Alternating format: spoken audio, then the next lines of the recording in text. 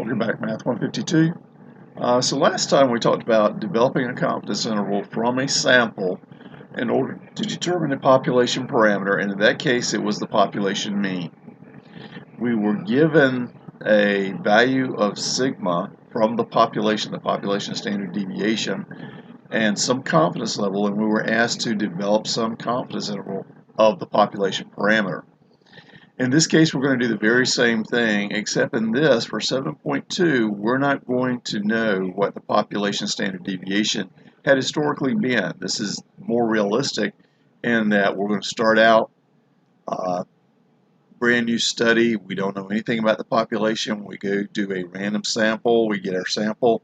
We calculate the mean, the sample standard deviation, and we go from there to infer what the population mean would look like. What kind of interval would we expect at some confidence level? So everything's going to be the same. It is just the idea is that we don't have the population standard deviation. Everything else is the same.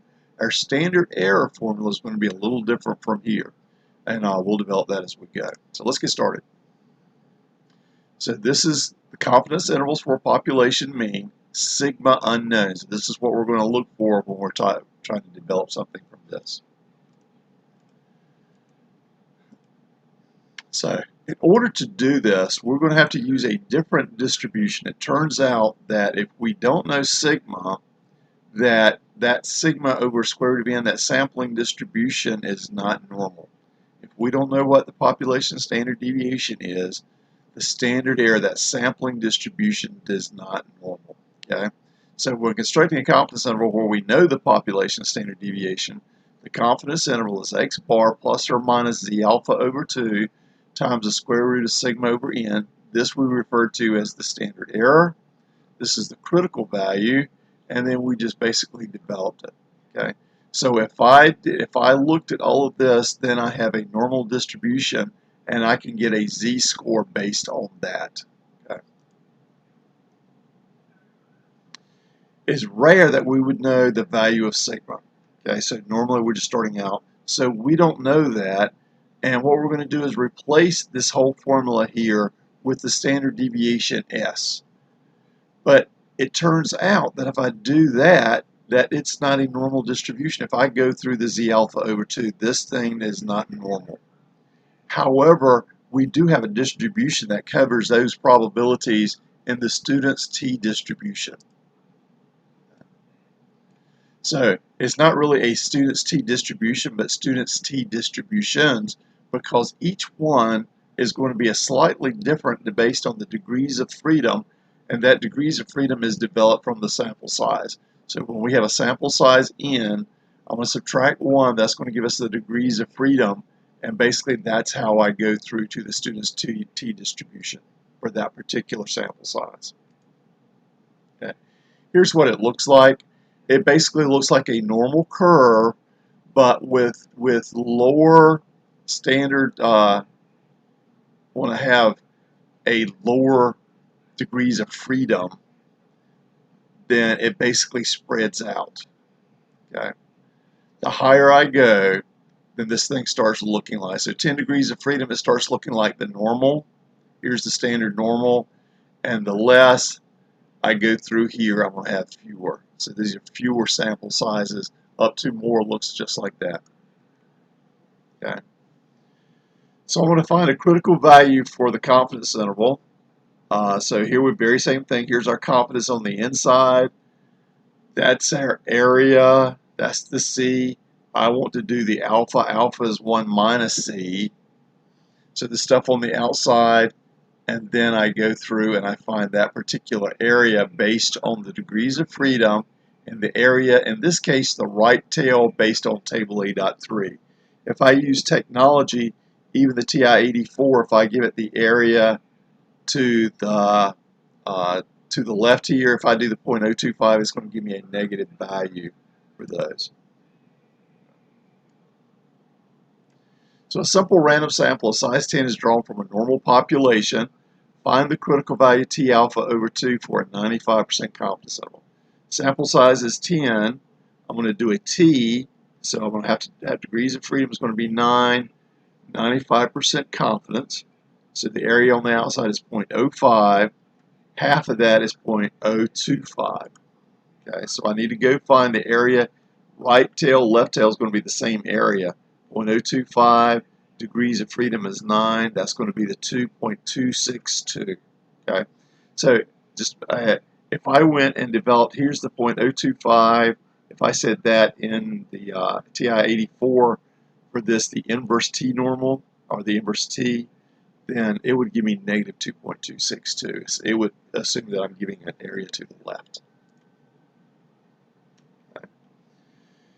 When we're using this A.3, if the desired number is less than 200, use the next smaller number that is in the table. If the desired number is greater than 200, then I can use the Z values, which is just from the normal, or use the table A.2, which is the standard normals. Okay. Here's our assumptions. Simple random sample. Sample size is large, greater than 30, or the population is approximately normal. And if I start with this, if I got a small sample size, and if I don't know it's normal, then I'm going to go back and look at assessing normality that we covered back in Chapter 6. Okay. So here's our basic steps, and it's the very same thing that we did before. This is nothing new as far as our steps are concerned. Confidence interval sigma is unknown. Compute the sample mean and the sample standard deviation. Degrees of freedom n minus 1. The standard error now is the s over the square root of n. I need my margin of error, which is the t alpha over 2 times s over the square root of n. And then I just do plus or minus and interpret the results. Okay. So here's a small sample. Got a very small sample, and I want to find a 98% confidence interval for the mean number of calories in this type of cookie.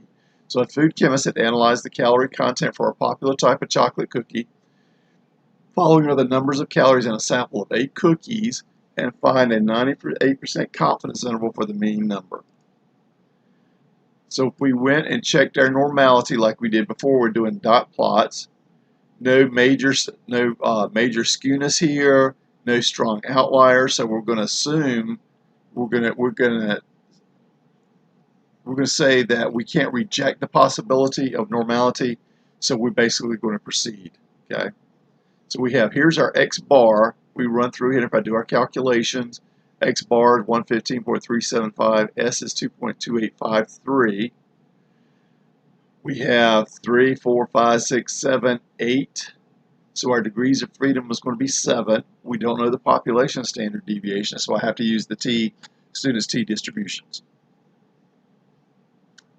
With a 98%, I want a 98% confidence level, so the area outside is 0.02, and each is 0.01, each side of the tail. So I go here, here's my area in the right tail, 0.01, 7 degrees of freedom, so we're going to use 2.998. 2.998, critical value, times s over the square root of n. Now we're using the full 8 here, and that's 2.9947, and we'll just do x bar minus this, x bar plus that to give us the interval. And then we basically communicate our results.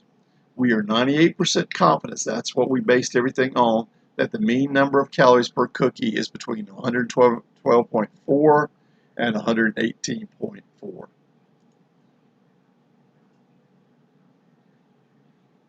Okay. So here's one more. Let's work through one more. A sample of 123 people aged 18 to 22 reported the number of hours they spent on the internet in an average week. The sample mean was 8.2 hours with a sample standard deviation of 9.84. Assume this is a simple random sample for the population of people aged 18 to 22. In the U.S., here's our statement, our problem. Construct a 95% confidence interval for mu, population mean, the population mean number of hours per week spent on the internet by people aged 18 to 22 in the U.S. So we don't have any comment about what the sigma value was, what the population standard deviation was.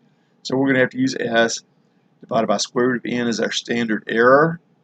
And then we're going to have to use the student's t distribution, with degrees of freedom of 122.